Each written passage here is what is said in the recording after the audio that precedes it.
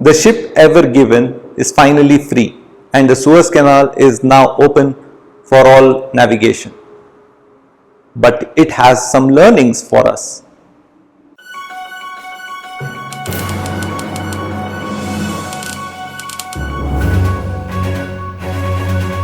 Hello everyone, welcome to RightVIEWS. I am Rahul. The ship Ever Given is a 400-meter container ship was lodged into the Suez Canal in a way that it blocked the access of Suez Canal. This created a massive traffic jam. We are not unfamiliar with traffic jams in India, but this created a massive traffic jams of ships, disrupting about 15% of the world trade, world goods trade, which passes through this channel and creating a massive delay. Now, this particular accident reveals many interesting insights. The first is the global trade is critically dependent on these access points. Now here are some of the access points. Now the one in black is not an access point for goods, but it is the flow of oil that comes through the Strait of Hormuz, which is very critical. And others you will see is the Suez Canal, the Panama Canal, Cape of Good Hope, Cape Horn, the Malacca Strait in Singapore. Together they form the critical infrastructure of global trade, and it is very important. And why it is important brings us to our second point. The infrastructure at this Suez Canal or the Panama Canal determines the restrictions that are placed on ships. Here is a chart of various ship sizes, and here you will notice something like Panamax, which is basically the maximum size of a ship which can pass through the Panama Canal. Now the infrastructure is more critical in case of Panama Canal because Panama Canal is a little difficult to navigate.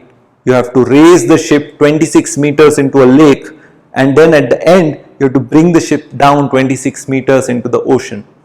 Now that requires a system of canal locks and water pump systems which raise the ship.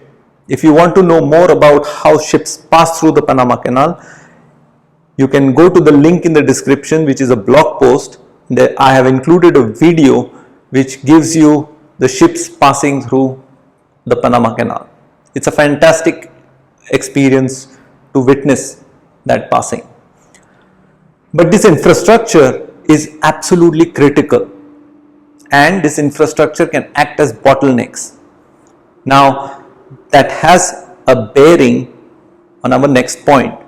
Now imagine if some malicious terrorist organization is able to create a threat across all these access points. Till few decades ago, terrorism was a localized phenomenon where local rebel groups attacked and created and spread terror within local areas. Since the past few decades, however, terrorists have become state sponsored, they have become transnational, and they have means and resources to effect a massive infrastructure impairment strike. Now this kind of a strike is no longer hypothetical. Somali pirates are actually attacking ships that go towards the Suez Canal through the Red Sea. Somali pirates do not have as many resources. They are local actors in a certain sense, but other terrorist organizations are watching how effective this disruption has been. Once they get some idea about how to cause disruptions using these access points, we will have to be extra vigilant to maintain these free trade routes so that global trade can continue. At present, US shoulders most of the responsibility for ensuring freedom of navigations in the seas. US allies do help them, but the major burden is shouldered by US. This accident reveals another important point. In fact, it tells us about the importance of the geographical location of India.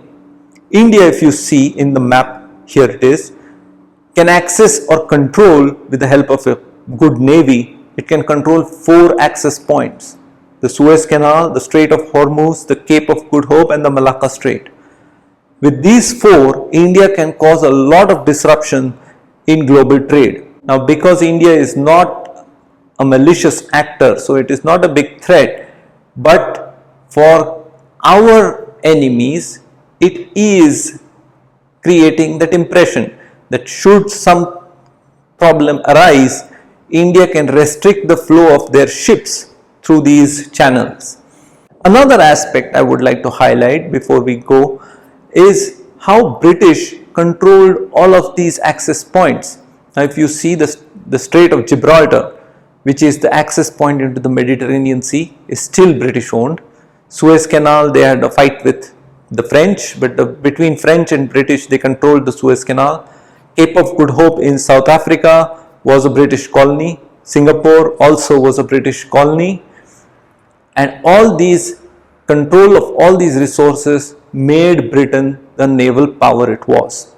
Finally, because of global warming, Arctic routes are opening up, and that has led to a possibility of navigating from the Pacific into Atlantic through the Arctic Sea. The Arctic Sea as of today is very difficult to navigate because it is quite cold and is icy. Yet there are established ways, as you can see in this map, but you require special kind of ships to navigate through this through these icy waters. Most of the icebreaker class ships are actually manufactured in Finland. In fact, probably about 90% of icebreaker class ships are manufactured in Finland and Sweden.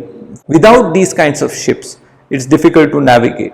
So in effect, the Ever Given has given us a lot of ideas. Thank you for listening, and do subscribe to the channel, like this video, and follow us on Instagram, Twitter. Do check out our blog on our website. Also join us for an extended discussion on our podcast. Thank you for listening and have a good day.